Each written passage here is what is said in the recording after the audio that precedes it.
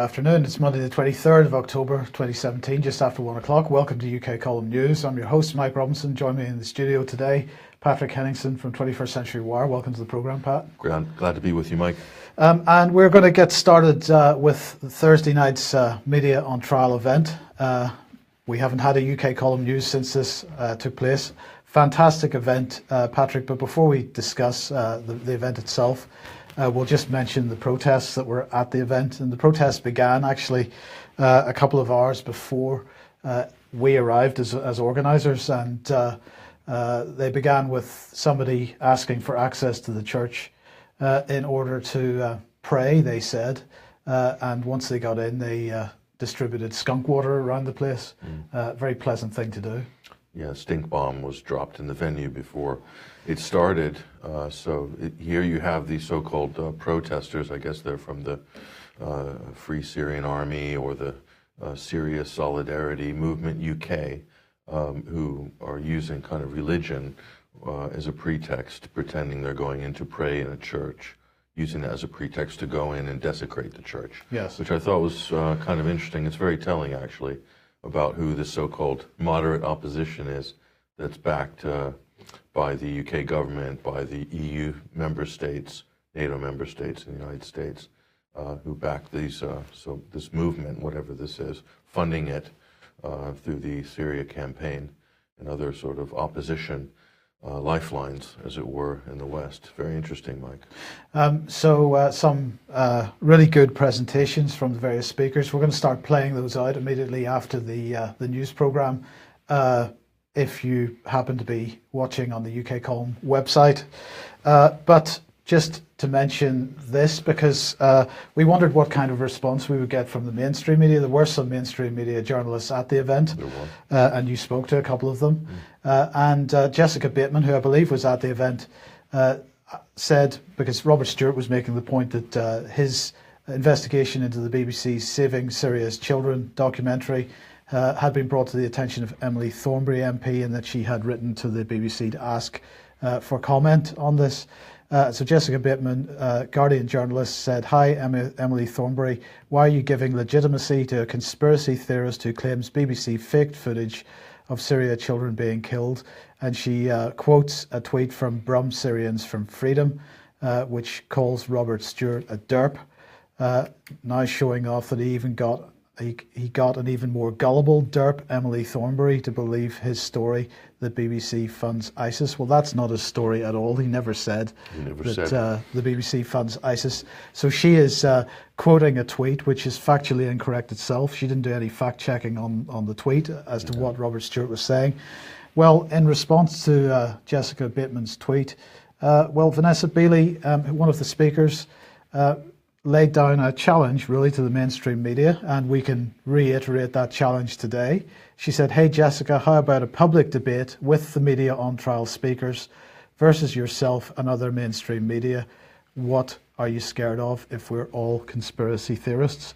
That's a public challenge to the mainstream media, which I think we can restate right now, Patrick, and I think that would be a fantastic event. That would be wonderful if that took place. It certainly would be a very lively debate, Mike, and there'll be all sorts of opportunities to bring information out and share them with mainstream media journalists and get comment and some conversation back and forward. Certainly that would be productive, considering how important these issues are, Mike. But I just want to point out Jessica Bateman. In her tweet, she said Robert Stewart, a conspiracy theorist. I don't know if you want to pull her tweet just to show the actual wording of what she says, who basically claims the BBC faked footage of Syrian children being killed. Now, this kind of shows you, if this is the level of a journalist working for The Guardian, she's just created a classic straw man argument here. When you watched Robert Stewart's presentation, Mike, he wasn't so much talking about the faking of any children being killed. He was talking about the faking of the chemical weapons attack, and the children that he was showing in the footage were sort of survivors of that attack. So it wasn't them being killed, but you can see she chose to use the emotive straw man to get people to sort of stoke outrage and to point the finger of condemnation against independent researcher Robert Stewart, who did a fantastic job, I might add, in a really detailed and in-depth analysis. One of the best media analysis case studies that I've ever seen, Mike.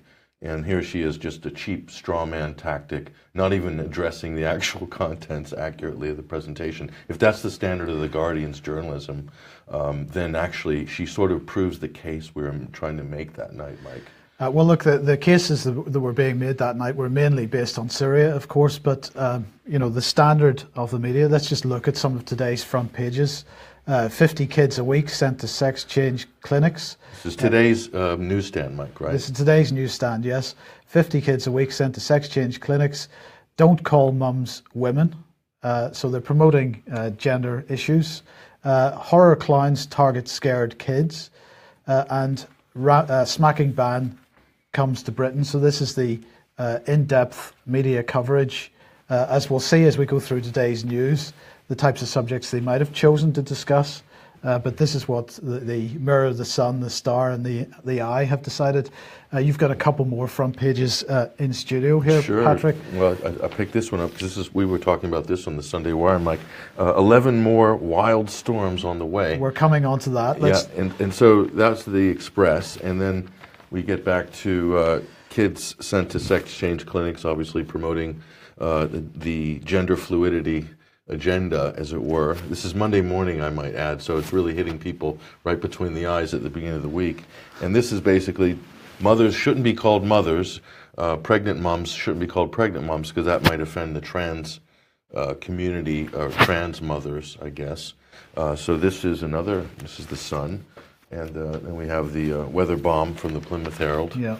Weather bombs on the way. So this is the extreme weather, which is actually one of the greatest things that ever happened to mainstream media, because they can take any weather report or any weather event, even a rainstorm, turn it into a hurricane, and use that to generate and drive sales for their advertisers, which I think is really enterprising and very creative from a capitalistic point of view. Well, let's just deal with that, because this was the Mail this morning. How Brian has blown away. Now, Brian will be back tomorrow, but this is not the same Brian that we're talking about here.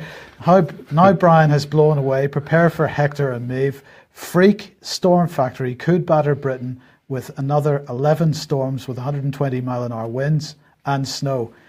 And folks, I got to say, it's winter in the UK, and every winter in the UK it's the same thing. We get Atlantic depressions, which are formed in the storm factory in the mid-Atlantic when Arctic weather and equatorial weather hit each other, and we get a depression. This is normal weather. There's nothing freak about it. So this is an absolute fake news headline. And guess what? We might get snow this winter. My goodness, wow. That is terrible. Snow in the winter. So who has written this article? Well, it's Thomas Burrows. Let's put his picture up, because we should do that. He's a climate expert for the Daily Mail. The climate expert for the Daily Mail. And my question to you, Thomas, is did you do GCSE geography? Because if you had, I'm quite certain you would have done basic meteorology, which includes Atlantic depressions and the fact that we have these running through, depending on where the jet stream is, running through the country on a daily or weekly or every few days. Sure. So there's nothing unusual about this weather, but the Daily Mail thinks that it is worth attempting to scare people into clicking on their clickbaity headline and increasing their ad revenue as a result.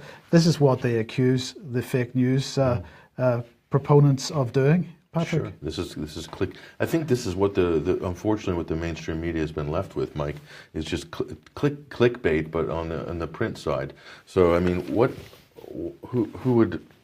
is this? Scary clowns? Yeah. Horrifying children? I mean, is this worthy of a Monday morning front page? I mean, well, granted, perhaps in the Daily Star. It is the Daily Star, but look, if you look at the Times, it's not much better.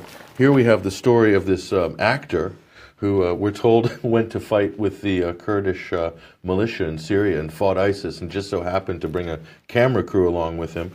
And he's an actor. His name is British actor Michael Enright, 53 years old, and who appeared in Pirates of the Caribbean, and now he's appearing in Sand Pirates of Syria.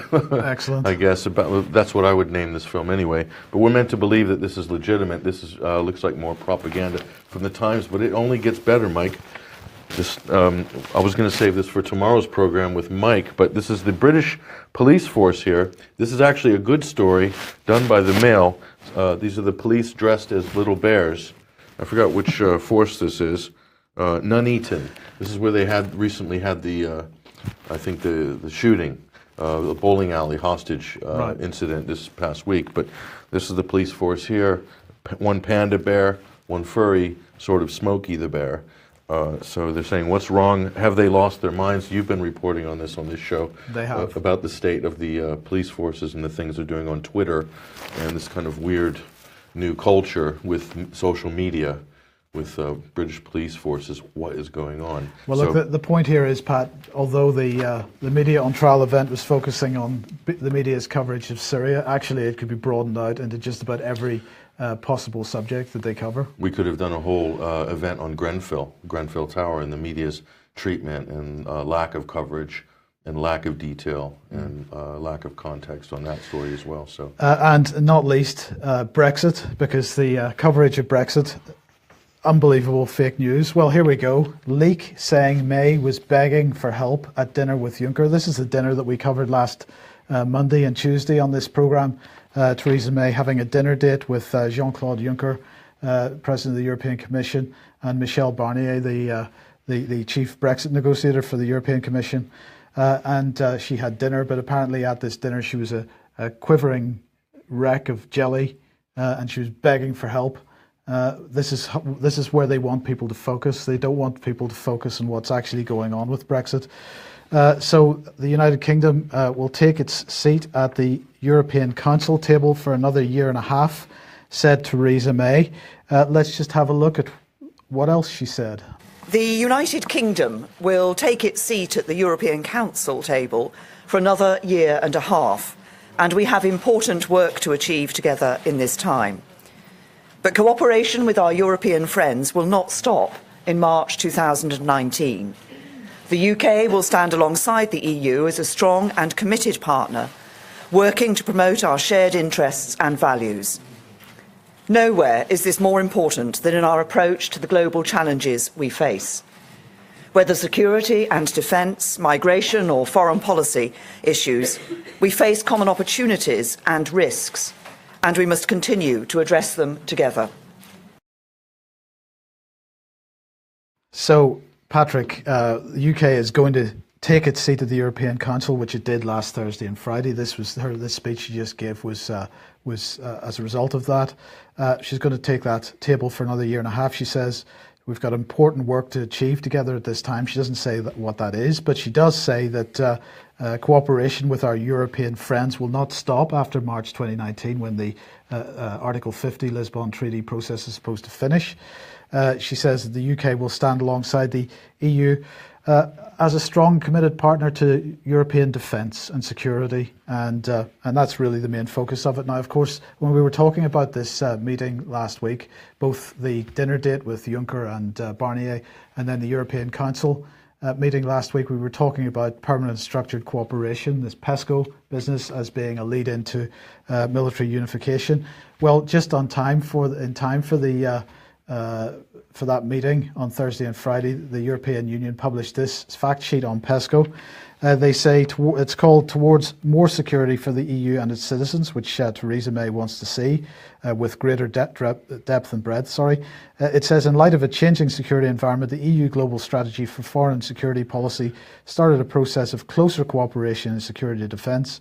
Member States agreed to step up the European Union's work in this area and acknowledged that enhanced coordination, increased investment in defence and cooperation in developing defence capabilities are key requirements to achieve it.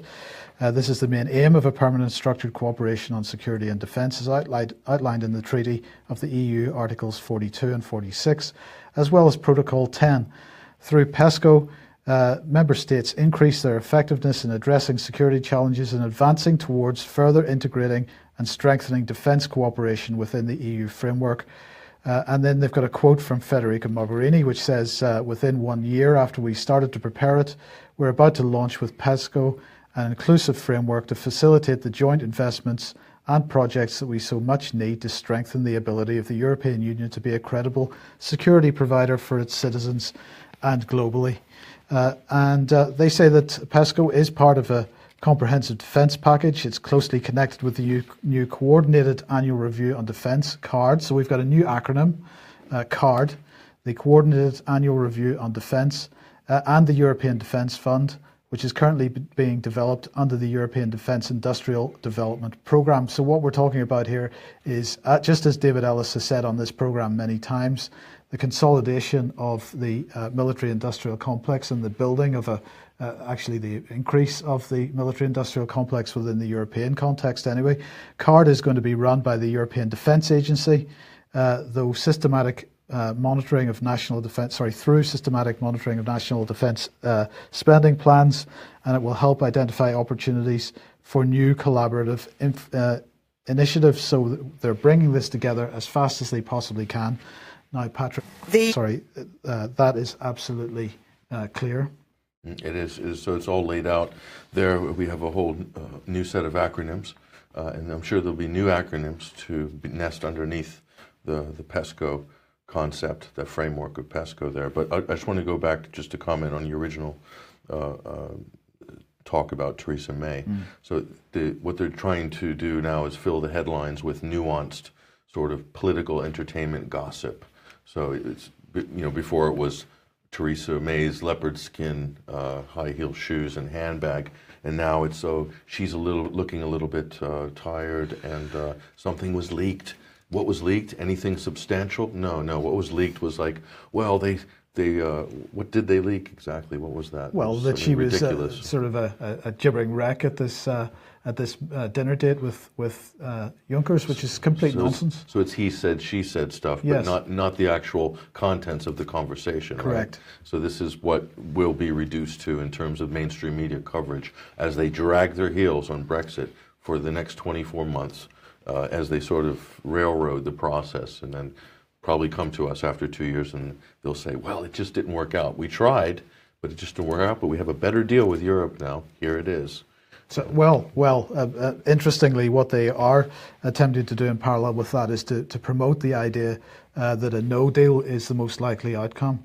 What they're attempting to do with that, of course, on one hand, they're keeping busy with the nonsense as you talk about just now, but the other thing that they're attempting to do with this no deal business is to try to energize the Remain side of the argument, try to energize that part, because at the end of the day, we are going to get a best of both worlds type scenario, and they've got to have support for that. And also, if they called a second referendum, there's still a possibility that that they could pull this card.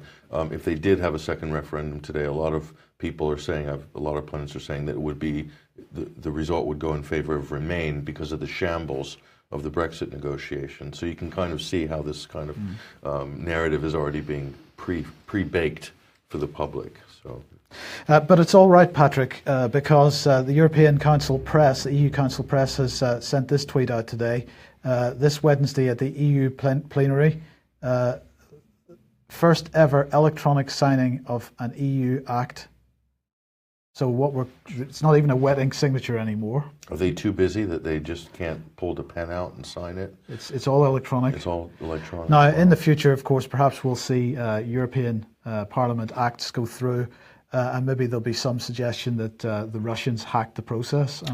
Well, this is a good point, Mike. So they're already creating that situation, that possibility, that Hegelian nightmare. So I think that's amazing. They're just too busy to sign bills. Maybe they're passing so many, Mike, in Brussels. They're making 5-6 bills every minute, every day. So I don't know, 1,000 bills a day. What do they actually produce? Well, it's all about digital Europe, Patrick. And in the not too distant future, we won't need members of the European Parliament because it'll just be all done through AI. And if the servers crash or somehow corrupted, they could lose all the legislation for the last couple of years. That would be another crisis. Absolutely. Now let's move on to the OECD. Wonder what they've been up to. 8 months after the launch of the OECD Champion Mayors for Inclusive Growth Initiative. Does that make you feel comfortable? The OECD Champion Mayors for Inclusive Growth Initiative. I'm feeling Global Parliament of Mayors.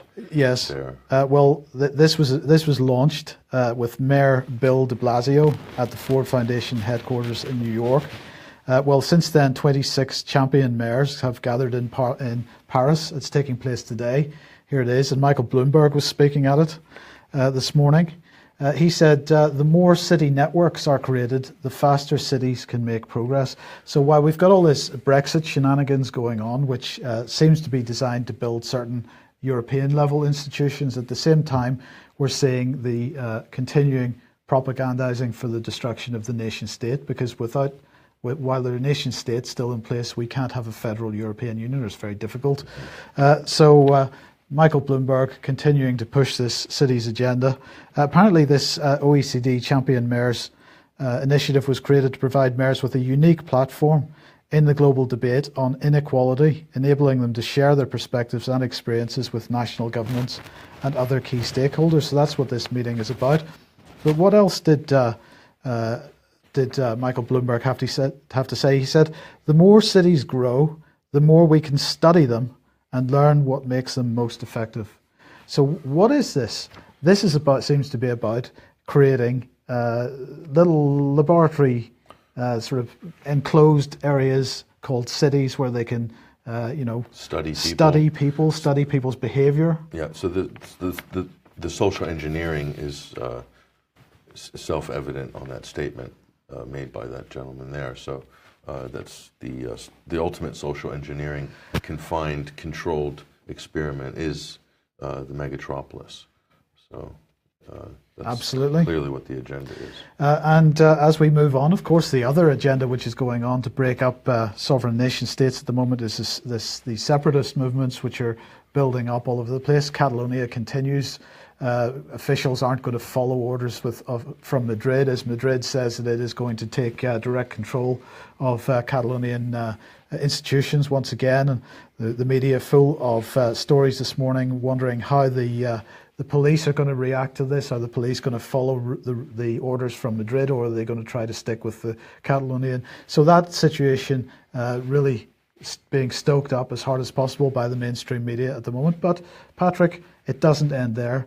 Now this morning, you and I were on the journey in this morning, we were discussing this and wondering, how was this going to be spread? And at this point, we had not seen this story because The Guardian here says that Northern Italy regions overwhelmingly vote for greater autonomy. So here we have it. This is the regions of Lombardy and Venetia. This is Milan and Venice, basically, of course. And they had, the Milan, the Lombardy vote, I think they had about 50% of the people out. The Venetian region, they had somewhat fewer. 95% of those who voted, however, voted for greater autonomy. They are stoking up the independence movements. Now, of course, both in Catalonia and in northern Italy, there have been independence movements for quite some time. But the question is, Patrick, why are they being stoked up now? Well, I might add that Venice being the archetypal city-state historically, well, absolutely, as well. Absolutely. And so this is perfect. The city-state agenda and the global parliament of mayors, the move for regional autonomy, these all fit nicely together. And we should not separate devolution, the devolution plans in the UK from this. Mm-hmm. We haven't seen too much noise from the west of England, from Cornwall and so on yet, but I'm quite sure that's on the cards. So what you're going to see here, this is really interesting. If you look at Spain and Italy, for instance, this is are there any autonomous efforts going on in the north of Europe, Mike, or are they just all being used to break up the south of Europe to further fracture the South, the poor South? And who will be ruling the roost in the federal Europe will be the large, strong, unified states of the North, which have been doing that already. Yes. But this will further marginalize and fractionalize the South in the new federal Europe. So Germany will be at the center of federal Europe, and will absolutely be, like California is in the United States, and like New York, the centers of power, and they will determine the destiny of all the sort of major political movements and agendas in the country, in the new country, the new EU. So that's something to look forward to. Absolutely. Okay, Patrick, great news. Raqqa has been liberated. That's according to the Syrian Democratic Forces, so that must be good news. They have made that formal announcement. Michael Fallon and Boris Johnson were particularly excited about that, but so was Priti Patel, and here she is. And she is now calling for urgent international action to end the death sentence that innocent people of Raqqa still face. She says that she is going to give quite a lot of money, about £10 million initially, in aid to Raqqa. And what's that for? It's to clear lethal landmines and explosives, she said, to allow families to return unharmed to their homes, and to ensure that humanitarian experts and aid agencies can reach those in desperate need. So, what's this about? This is about the powers who have helped to break up Syria, or who've helped to destabilize, I should say, Syria over the last, say, 7-8 years. They want to now give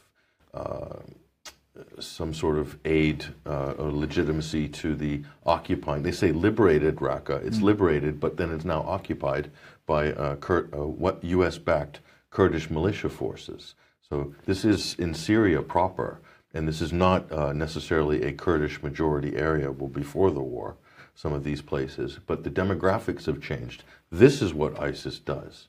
This is the whole point. I'm going to say, I'll go out on a limb here. This is the whole point of why ISIS embedded itself in Deir ez-Zor and Raqqa in the first place, was to alter the demographics of those areas, to open the door for what we're seeing now, which is this new agenda of Kurdish autonomy and Kurdish enclaves to break up pieces of Syria, to weaken the nation state of Syria. That's the end result of all of ISIS's efforts in Iraq and in Syria. So if you want to look for a narrative below the narrative, I think that's where you should be looking. So I am going out on a limb and saying that, but I'm not alone. Other people have made that assessment as well. And how much of this do you think, this almost desperation in what she said here, if Daesh's iron grip on the city of Raqqa has stolen lives of too many innocent people, and now this evil regime has been driven out, it's absolutely crucial that the international community actively helps them rebuild their lives. How much of that apparent concern and is because actually she's concerned about the documents that have been left behind, the arms that are potentially left behind. The evidence. They have absolutely flattened Raqqa, but there must be tons of evidence in that area for collusion between the US and the UK and ISIS. Sure, evidence of NGOs, evidence of various Islamic relief agencies that are backed by countries like Saudi Arabia and some of the Gulf states, things like this. This is what the British and the Americans and the Saudis, for instance, to start with anyway, and Turkey, do not want to fall into independent or Syrian or Russian hands, because then those things will be publicized. We've shared some of the same sort of things on this show in the 21st Century Wire of what we learned after entering East Aleppo, when East Aleppo was truly liberated from terrorist occupation. And so, and it's very damning evidence. It shows that the terrorists had a lifeline directly from the West, and in many cases taxpayer funded by Western taxpayers to fund basically terrorist activities. We have weapons. We have evidence of weapons that ISIS is using, which have been procured via the U.S. Department of Defense, non-U.S. standard weaponry purchased from Eastern European vendors, and then flown on diplomatic flights on Silkways and Azerbaijani State Airway, who's also a NATO preferred contractor as well, done a lot of work for NATO over the years. And those same weapons, 44 millimeter rocket propelled grenades, for instance, in the hands of ISIS. So this is the same ISIS that's in Raqqa, by the way. So that's the West, the United States, paid for by Saudi Arabia, supplied via U.S. contractors, via Eastern European vendors into the hands of ISIS. Okay, so that's what should be the concern, and also the lifeline, the financial lifeline of ISIS, Mike, the oil that they've been stealing for the last few years, and have been shipping that over the border into, let's say, for instance, Iraqi Kurdistan, and also passing through possibly British oil companies like Genel Energy, and then laundered through to Turkey, and then ending up at the Turkish Mediterranean port where it departs for market. That was a story which was broken by Nafis Ahmed. in 2015. Okay, and I shared that story as well at Media on Trial. Okay, that's what's kept ISIS going: the guns, the oil. And in both cases, we have Western fingerprints on both of those things. Priti Patel should be looking at the causes, the causality of how ISIS was allowed to be so well funded and supplied. She can't, Patrick, because she'd be looking in a mirror. Let's move on to let's move on to this. Now, let me ask you this, Patrick. The United States has always said that which party uses chemical weapons in Syria? Always Always Syrian Assad. government, Assad. Yes. Yeah. So for the first time, they're now admitting that it's not. That al-Nusra perhaps may have been involved. They issued a travel warning for Syria last week, in which they said no part of Syria is safe from violence. Small arms fire, improvised explosives, artillery, shelling, airstrikes, kidnappings, arbitrary arrests, and the use of chemical weapons transpire with little or no warning, significantly raising the risk of death or serious injury. And it says these are the tactics of ISA, Hayat Tahrir al-Sham, and other violent extremist groups. And this includes the use of suicide bombings and so on, chemical weapons. The State Department of the US, that admission didn't go unnoticed by the Russians. And this is Major General Igor Konashenkov, who's the defense spokesman. And he said this is the first official recognition by the US State Department, not simply of the presence, but I emphasize the use of chemical weapons by Jabhat al-Nusra terrorists in that part of Syria. Is this a step forward, or was it a mistake, do you think? I don't know, but this is much, much welcome, because just that admission alone helps to legitimize a number of reports that have been, over the years, very, very important. Yeah. Russiagate continues, Pat, Russiagate continues, and this is the dodgy dossier, Christopher Steele dossier, if you remember, which was created on behalf of Fusion GPS and distributed. The Congressional Intelligence Committee, the House Intelligence Committee, has been trying to get Fusion GPS to come and testify on this. And they attempted to get two witnesses, Peter Fritsch and Thomas Catan, who are partners of Fusion GPS. They've refused to attend. They're pleading the Fifth Amendment. Why would you do that? Maybe to protect yourself from prosecution. Right, okay. So they don't want to attend. And the committee also has now subpoenaed the banking records for Fusion GPS going back to August 2015. And their bank, TD Bank, has been given until October the 23rd, which is today, to produce the documents. And so we wait to see whether they actually do that. This continues to rumble on, Pat. Are we ever going to see the end of it? Fusion GPS is very interesting, worth investigating. Supposedly a firm of ex-journalists, or basically for hire, to do investigations on behalf of political entities. And they also helped to produce a completely fake dossier, which mainstream media ran as BuzzFeed and CNN particularly elevated this to give it some sort of legitimacy when it was in fact completely fabricated. Oh, they wouldn't do that. Completely fabricated, totally fake. And that went worldwide and nationwide and hit more media impressions than any Macedonian Trump clickbait site on Facebook ever could. But don't tell that to the fake news crusaders in the Silicon Valley, because they haven't factored those sort of fake news stories into their matrix. Okay. Back to the UK. Boris was speaking at Chatham House this morning. This is great. He focused on North Korea. He focused on Iran. He was talking about nuclear weapons in particular, and he said that the 1970 Nuclear Non-Proliferation Treaty was a great diplomatic achievement. The UK played a crucial role in that, so we should applaud ourselves. And it is interesting, Pat, that he's lauding this non-proliferation treaty, and yet we seem to be closer to nuclear war at this point between Iran, and at least threats of it, between Iran and North Korea. And it was interesting to note that you wanted to highlight this because, of course, the US has begun a $1 trillion upgrade of nuclear weapons arsenal. But it's interesting to note that today it was announced that the United States has also put their nuclear deterrent on 24-hour alert once again for the first time in I think about 20 or 30 years.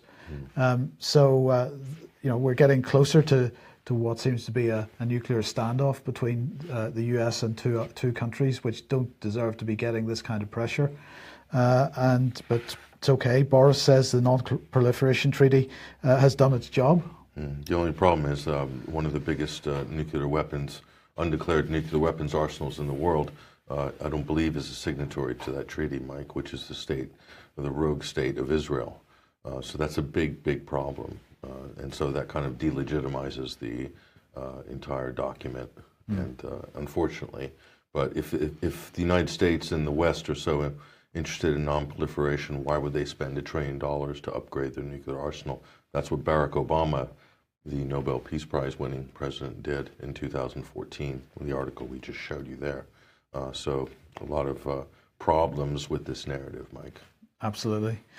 Well, let's end on, it's probably a non-story, but it might give a clue as to what's coming down the road in the not too distant future. Patrick, this is Sebastian Shakespeare writing in the Mail. He says British QC backs Amal Clooney for a seat in the House of Lords.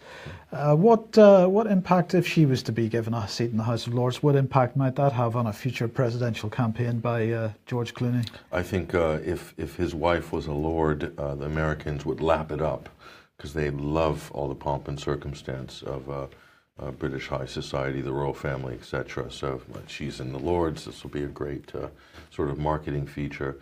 If the Democratic Party allowed George Clooney to run for president one day, or governor of California, it'd probably be governor of California first, and do that for 2 terms, and then they put him in for president. So that's something to look forward to. This is George Clooney, who wanted to make a Hollywood big-budget feature film about the great heroes in Syria known as the White Helmets.